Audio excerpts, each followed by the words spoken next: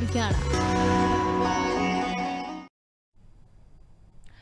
नमस्कार, स्वागत है आपका। मैं आपके साथ सुतेश नैन मोर। आप देख रहे हैं हमारा हरियाणा बुलेटिन की शुरुआत बड़ी खबर के साथ। आज हरियाणा कैबिनेट की अहम बैठक चल रही है। मुख्यमंत्री नायब सिंह सैनी की अध्यक्षता में यह बैठक हो रही है। हरियाणा सिविल सचिवालय में कैबिनेट की बैठक इस वक्त जारी है। नई औद्योगिक नीति को मंजूरी आज की कैबिनेट में दी जा सकती है। पीएम मोदी के संभावित हरियाणा दौरे पर भी इस कैबिनेट में मंथन हो सकता है। प्रदेश में इलेक्ट्रिक वाहनों को बढ़ावा देने की तैयारी में सरकार है।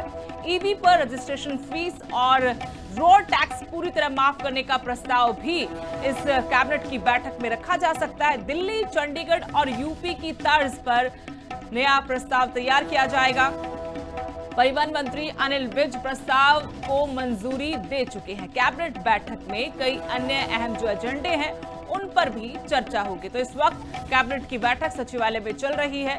मुख्यमंत्री नायब सिंह सैनी की अध्यक्षता में यह अहम बैठक, नई औद्योगिक नीति को मंजूरी आज की कैबिनेट में मिल सकती है। और इसके अलावा क्योंकि तेल का संकट देश पर है और दुनिया के साथ साथ अब भारत पर इसका असर दिखने लगा है। प्रधानमंत्री नरेंद्र मोदी ने भी इसको लेकर जनता से अपील की थी कि कम से कम वाहनों का इस्तेमाल करें। ऐसे में जो ईवी वाहन है उनको लेकर सरकार बड़ी राहत आज कैबिनेट में दे सकती है। कैबिनेट मंत्री किशन बेदी जी खुद कैबिनेट मीटिंग में साइकिल से पहुंचे हैं। बेदी साहब साइकिल का इस्तेमाल कर रहे हैं। पीएम साहब की अपील का प्रधानमंत्री जी ने जिस प्रकार की सारी परिस्थितियों को देखते हुए देश के लोगों को आह्वान किया, मैं भी देश का नागरिक हूं, मुझे भी उन बातों को पालन करना है।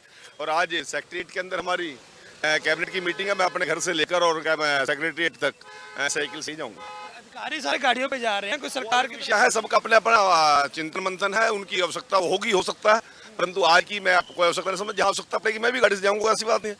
यहाँ पब्लिक ट्रांसपोर्टेशन नहीं होगा, संभव नहीं होगा साइकिल पे जाना।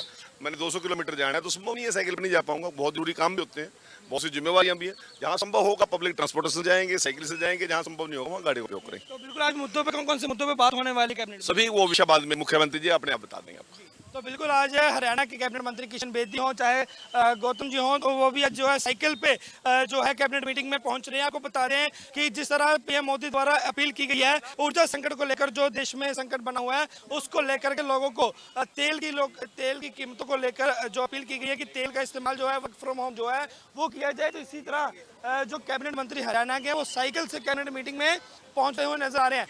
तो हमारे साथ मंत्री साहब आज आप कैबिनेट मीटिंग में साइकिल से पूरी टीम के साथ साइकिल पे हैं मोदी जी के आह्वान पर। और हम सभी युवाओं से आग्रह करेंगे जितना फ्यूल बचा सकते हैं उस पर हमें काम करना चाहिए। और जिस प्रकार मोदी जी ने जो आह्वान किया युवा उसको मानेंगे भी और फ्यूल बचाएंगे, एनर्जी बचाएंगे और जिससे देश आर्थिक और सामाजिक रूप से स्थिर रहे। दुनिया में संकट है, दुनिया को संकट को बचाने के लिए यही हमारे काम है। बिल्कुल वही विरोधी दल भी जो है विरोध करते हुए नजर आते हैं कि पहले क्यों नहीं जो है ध्यान रखा गया इन चीजों में। विपक्ष भ्रम फैलाकर राजनीति करता है, उसकी बातों में जाना चाहिए। ईरान और इजराइल का युद्ध चल रहा है, ईरान और अमेरिका का युद्ध चल रहा है, जहां से 20% से पूरी दुनिया का तेल जाता है। वहां पे इस प्रकार की विपत्तियां आई हुई है तो उसको देश के साथ खड़े हुए, देश को मजबूती के साथ आगे बढ़ाएंगे। मुद्दों पे बात होने वाली है, अलग अलग मुझे लगता है इलेक्ट्रिक्स पे भी बात होगी। तो बिल्कुल जो है कैबिनेट मंत्री हरियाणा की बात करें तो पहले किशन बेदी, फिर जो है गौतम जी जो है, और साथ में टी शर्ट भी आपको मैं एक बार दिखाना चाहूंगा जहां पे लिखा है सेव एनर्जी सेव। बिल्कुल जो है सेव एनर्जी सेव फ्यूल की टी शर्ट जो है गौरव गौतम जी जो है पहन के यहाँ पे पहुंचे हुए हैं। साथ में पूरी टीम साइकिल पे है। देख सकते हैं कि मंत्री के साथ साथ पूरी टीम जो है वो साइकिल पे चलती हुई जो है नजर आ रही है।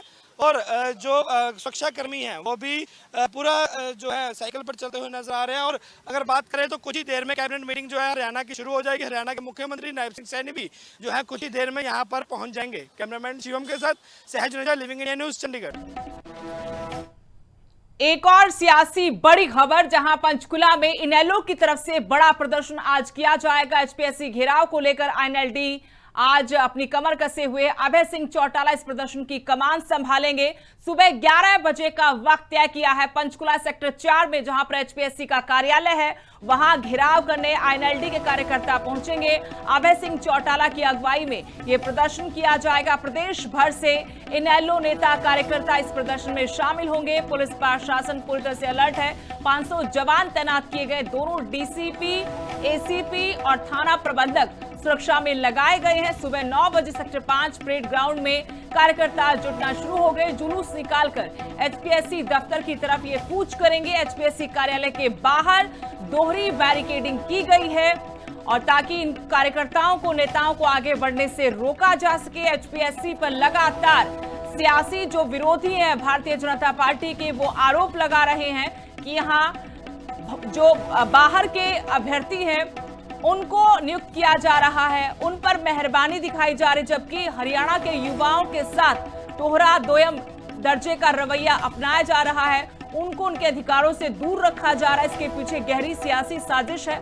इसी कड़ी में आज एचपीएससी कार्यालय का घेराव इनेलो की तरफ से किया जाएगा।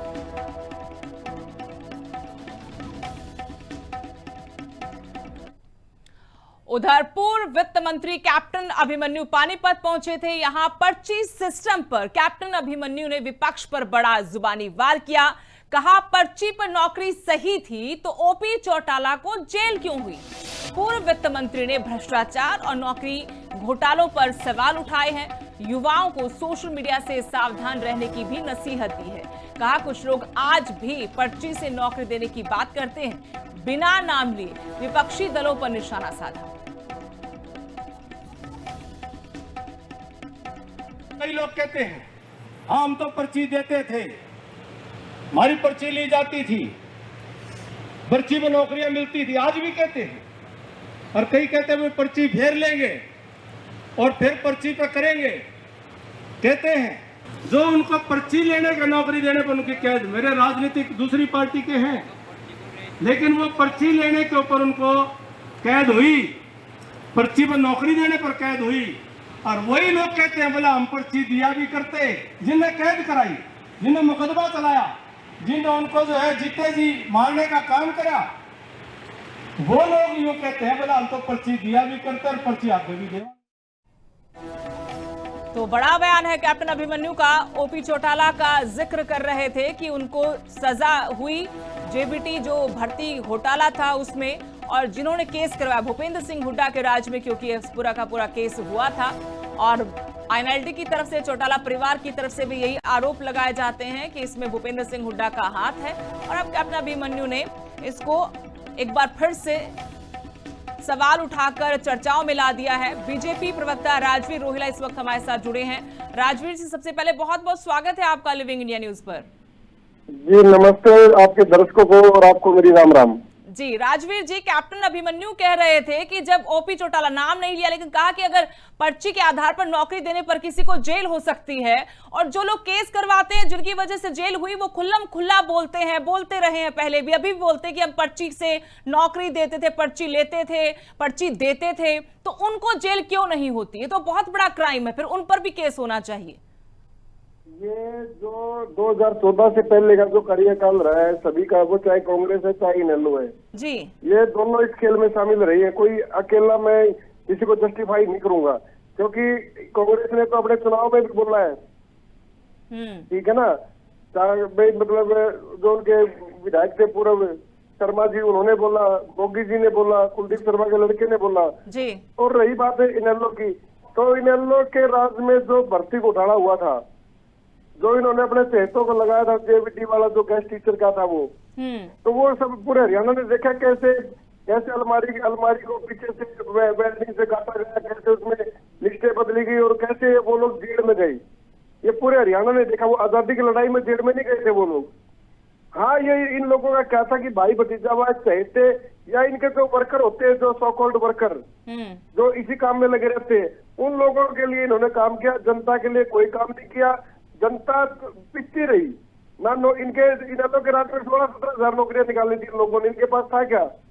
ये तो राजवीर जी, ओंकार जी जुड़े हमारे साथ दूसरी फोन लाइन से, इनेलो के प्रवक्ता हैं, उनको भी शामिल कर लेते चर्चा में। ओंकार जी, सबसे पहले तो स्वागत है आपका लिविंग इंडिया न्यूज पर।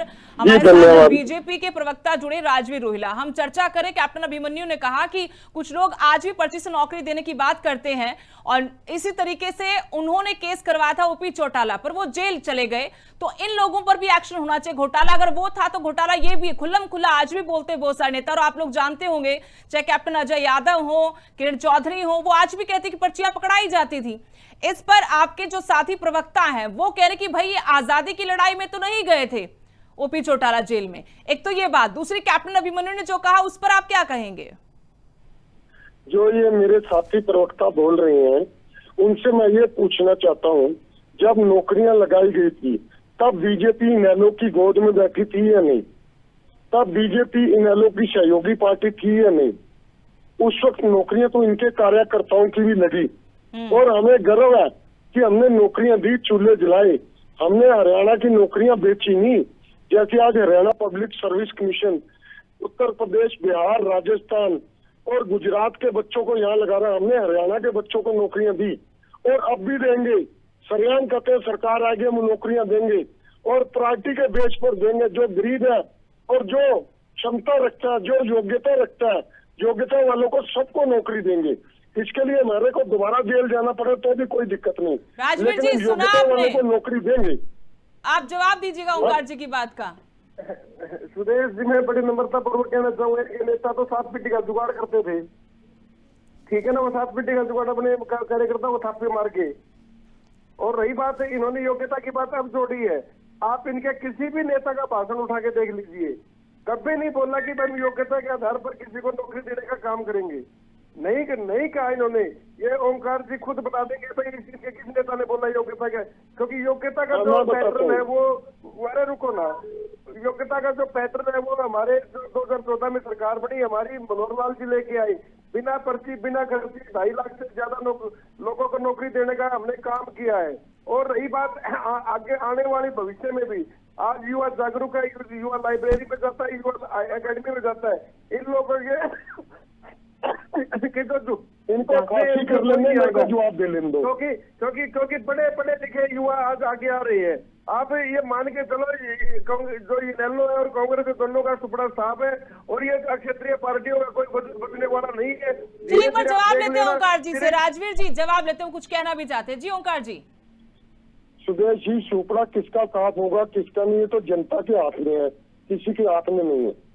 और जहाँ तक नौकरियों की बात करते हैं, ये पर्ची खर्ची की बात करते हैं।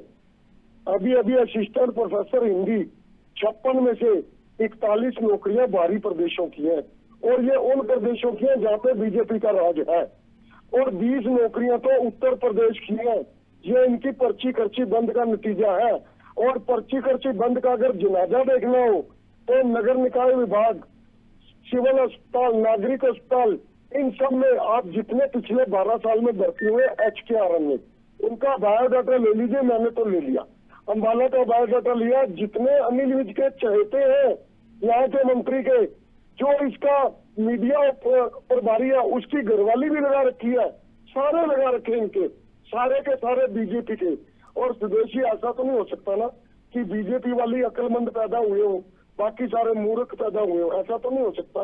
ये अंधभगत है, जबकि दूसरी सारी दुनिया योग्य व्यक्ति है और हम डंके की चोट पर कहते हैं। लेकिन ओंकार जी, राजवीर जी से एक सवाल पूछते हैं। एक बहुत महत्वपूर्ण बात आप कैप्टन अभिमन्यु के बयान से छोड़ रहे हैं।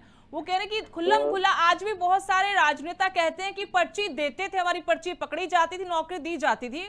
उनमें आज ज्यादातर नेता ऐसे हैं जो बीजेपी में भी हैं। किरण चौधरी खुल्लम खुल्ला कई दफा बोल चुकी राजवीर जी कि हमारे कम लगते थे, हुड्डा साहब के ज्यादा लगते थे। कैप्टन अजय यादव को देख लीजिए, वो तो चलो कांग्रेस में है, लेकिन आप देखिए राव इंद्रजीत सिंह, क्या उनके नहीं लगते थे? कुलदीप बिश्नोई, क्या उनके नहीं लगते थे? अगर घोटाला है, एक को सजा हो सकती तो फिर आपकी पार्टी बैठे लोगों की भी जांच खुलवा दें। बहुत अच्छी बात है आपने राजवीर जी। ये तो पब्लिक डोमेन में है ना। वो कह रहे हैं कि हम पर्ची पकड़ाते थे। आप कहते पर्ची खर्ची खत्म कर दी, बहुत अच्छा किया खत्म कर दी, लेकिन आपकी पार्टी में बैठे पदों पर बैठे हुए नेता खुल्लम खुल्ला बोलते हैं। मैं उसी बात पे आ रहा हूँ।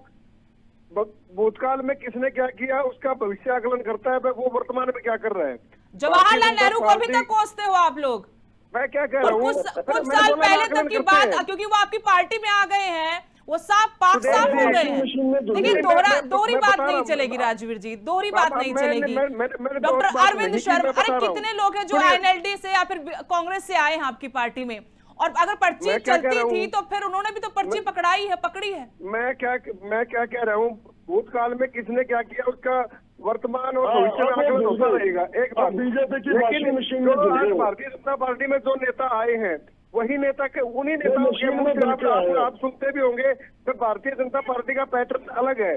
भारतीय जनता पार्टी में बिना लेकिन वो पर्ची, बिना किसी खर्ची, वक्त तो ट्रांसपेरेंसी से काम होता लेकिन है। राजवीर जी वो किसी वक्त तो अपराधी रहे ना, फिर नहीं, अपराधी तो अपराधी होता जब तक उसको सजा ना आप- मिले उसके अपराध आप की। मुझे ये बताइए, इसमें अब आप एक बात बताइए, उन्होंने अपना जो किया, लेकिन भारतीय जनता पार्टी में किसी एक की सिफारिश की तो बताओ मुझे आप, जब से 2014 लेकिन से सरकार वो आई है, अपराध, बताओ अगर मुझे आप। मैंने अपराध कर दिया, मैं किसी गोद में जाके बैठ जाऊं तो मेरा अपराध धुल जाएगा क्या? वो कोई किसी की गोद में नहीं बैठे। भारतीय जनता पार्टी बहुत बड़ा समुद्र है, इसमें बहुत से लोग आएंगे और आ रहे हैं। तो बात इसमें नहीं, ये तर्क नहीं है। तो राजवीर जी देखिए, मैं सम्मान करती हूँ, लेकिन इसका मतलब ये नहीं कि जवाब नहीं, आप अपराध करके वो किसी सुरेश पार्टी जी, में चला मैं- जाएगा, ठीक हो जाएगा सुना, सारा अपराध। सुरेश जी, खुल्लम मैं को जवाब मैंने दे रहा पहले हूँ। कहा, आपको पब्लिक डोमेन में है उनकी बातें कि हाँ पर्ची मैं देते क्या- थे, मैंने हुड्डा मना साहब नहीं के किया। ज्यादा ये लगते तो- थे, रोहतक वाले नहीं, ज्यादा सोशल लगते थे, मीडिया हमारे पे ये कम चीजें लगते आती थे। रहती हैं। हाँ जी, लेकिन आज के उनके आप ध्यान देखिए, आज 2014 के बाद जो स्थितियां बदली हैं, जो मनोहर लाल जी ने बदली है, जो नायब सैनी जी के नेतृत्व लेकिन में हम बदली जा रही है। 60 के दशक में जाकर पारदर्शिता है, कोस नंबर सकते दो, हैं, हम HPSC 70 के दशक में जाके HPSC कोस में सकते पूरे हैं। देश से कोई अप्लाई हम कर सकता है। 2014 से पहले के कृत्यों को माफ कैसे कर सकते हैं, फिर बताइए आप मुझे। हमने कहा वो जनता ने देखना है ना, वो हमें थोड़ा ना कुछ देखना जनता है। थोड़ी हमारे सजा पास- देगी, हमारे- कमाल की बात है। ओंकार जी कुछ कहना हमें कोई चाहेंगे? मतलब नहीं इन बातों से। देखिए सुदेश जी, सजा तो सत्ता देती है, सजा सरकार देती है। आपने बहुत बढ़िया प्रश्न किया। वो लोग अब बीजेपी की वॉशिंग मशीन में धुल के निर्मा जैसे साफ आ गए हैं, अब वो सफेद हो चुके हैं। भारतीय जनता पार्टी के समुद्र में डुबकी लगा के अपराधी को अपराध मुक्त हो गए हैं। मैं इनसे पूछना चाहता हूँ, जब आज किरण चौधरी पब्लिक डोमेन में कहती है कि हम खुद पर्चियां देते थे, तो उनको सजा देने का काम कौन, बीजेपी करेगी या जनता करेगी? सरकार तो बीजेपी की है, जनता अगर सजा दे सकती होती तो सबसे पहले जुमलेबाजों को देती। जी चलिए, जनता बहुत बहुत का शुक्रिया सजा ओंकार दे जी, सकती वक्त होती। नहीं मेरे पास। राजवीर जी बहुत बहुत शुक्रिया आपका भी हमारे साथ जुड़े। तो कैप्टन अभिमन्यु ने इस चर्चा को फिर से जिंदा किया है। उन्होंने कहा कि पर्ची देना अपराध था, तो फिर पर्ची की बातें तो होती थी, अब अपराध है, एक नेता को सजा हुई है, तो बाकी लोगों को लेकर क्या राय है, क्या होना चाहिए? फिलहाल इस बुलेटिन में इतना ही। नमस्कार।